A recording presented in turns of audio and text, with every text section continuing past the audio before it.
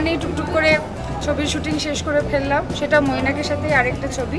কিন্তু আজকের দিনটা খুব স্পেশাল, তখন এই যে স্পেশাল ছবিটা আমরা বানিয়েছি গৃহস্থ, আমি বারবারই বলছি আমরা বানিয়েছি, তখন লিটারালি আমরা সবাই মিলে বানিয়েছি। মানে ছবির লাইট ধরা থেকে শুরু করে কোথায় কি হবে, কি মুখোশ পড়া হবে, আমরা সবাই একটা কি বলবো ওই ফিল্ম স্কুলের ছাত্ররা যেরকম একসাথে হয়ে ছবি বানায়, ওরকম we all got together bunch of artists with the captainship of Mainak Bhowmik and we made গৃহস্থ। যেটা গৃহস্থ একটু অন্য স্বাদের ছবি, একটু অন্য ধরনের ছবি, but I am very hopeful. Bangali চিরকালই খুব প্রোগ্রেসিভ, তারা অন্য ধরনের কাজ বা ছবি বা যে কোনো কিছু সাহিত্য বলো নিতে পারে। তো এটা আমার ধারণা যে অডিয়েন্সের ভালোই লাগবে।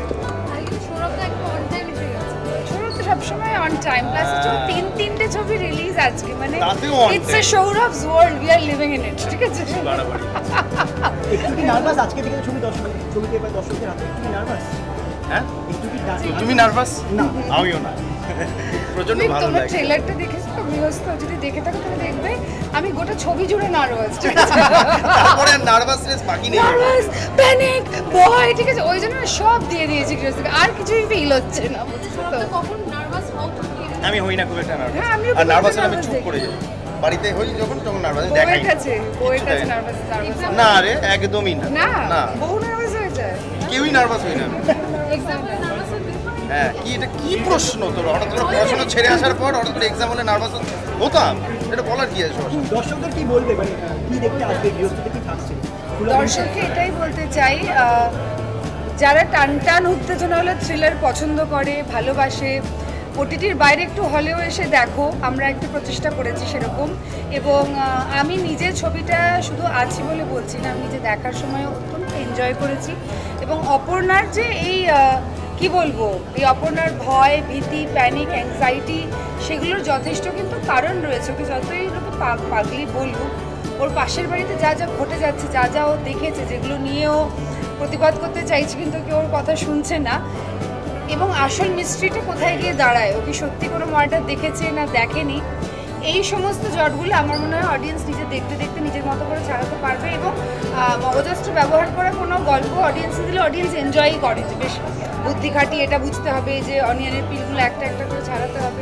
গৃহস্থর গল্পটাও সেরকম, আমাকে তো ওপর ওপর বলতে হচ্ছে, বেশি ডিটেল দিলেই আমার বলে দেওয়াই হয়ে যাবে যে which is what in the film. তবে হ্যাঁ, আমরা সবাই ইন্ডিভিজুয়ালি নানান রকম কষ্ট, ট্রমার মধ্যে দিয়ে যাই বা গেছি, এবং ট্রমা আমাদেরকে অনেকটা পাল্টে দেয়।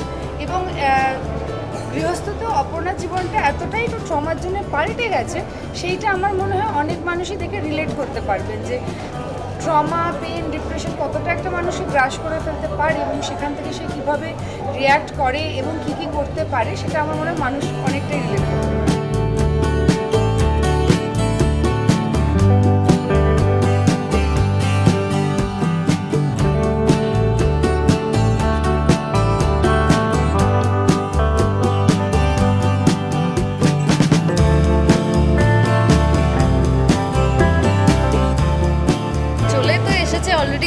ইটস অলরেডি ডান, রিলিজ হয়ে গেছে আজকে আমাদের স্পেশাল স্ক্রিনিং। আমি ছবিটা এখনও দেখিনি, সো আমি ফার্স্ট টাইম দেখবো। আমি টেকনিক্যালি এখন একটা অডিয়েন্স হয়েই দেখছি, অলরেডি ছবি পৌঁছে গেছে সবার কাছে। আমি জাস্ট রিকোয়েস্ট করবো যে সবাই ছবিটা পারলে কি, মানে এখন তো বেশি দিন থাকে না সিনেমা, বাংলা সিনেমা, তো যতদিন আছে তার মধ্যেই লোকজন গিয়ে যাতে ছবিটা একটু হলে দেখে আসে, এবং যদি আপনারা দেখেন তাহলে আরও বেশি দিন থাকবে। সো ইটস ক্যাচ 22, প্লিজ গিয়ে দেখবেন।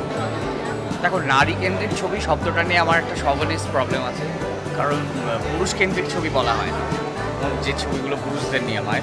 আমি তো আমার গল্পের প্রোটাগনিস্টরা ম্যাক্সিমাম ক্ষেত্রেই দেখা যায় মহিলারা, সো নারী কেন্দ্রিক শব্দটা শুনলে কীরকম একটা টাইপ কাস্ট করা হচ্ছে মনে হয়।